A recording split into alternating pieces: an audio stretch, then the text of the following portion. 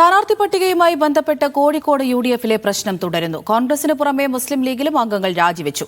കണ്ണൂരിൽ വോട്ടർ പട്ടികയിൽ പേരില്ലാത്തതിനാൽ സിപിഎം സ്ഥാനാർത്ഥിയെ മാറ്റിയ സംഭവത്തിൽ പ്രാദേശിക ഘടകത്തെ സംസ്ഥാന സെക്രട്ടറി രൂക്ഷമായി വിമർശിച്ചു. കണ്ണൂർ കോർപ്പറേഷനിലെ ലീഗ് കോൺഗ്രസ് സീറ്റ് തർക്കം ഒത്തുതീർപ്പായി. സീറ്റ് നിഷേധിച്ചതിന് പിറകെയാണ് കോഴിക്കോട് മൂന്നാലിങ്ങൽ വാർഡിലെ മുസ്ലിം ലീഗിന്റെ കൌൺസിലർ കെ റംലത്തിന്റെ രാജി.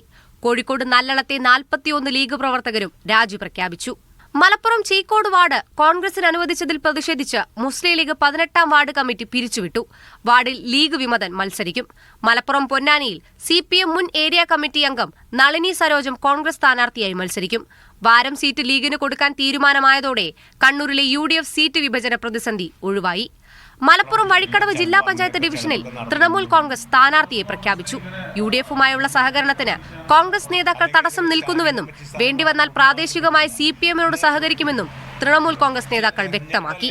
കണ്ണൂരിൽ വോട്ടർ പട്ടികയിൽ പേരില്ലാത്തതിനാൽ സിപിഎം സ്ഥാനാർത്ഥിയെ മാറ്റിയ സംഭവത്തിൽ പ്രാദേശിക ഘടകത്തെ സംസ്ഥാന സെക്രട്ടറി രൂക്ഷമായി വിമർശിച്ചു.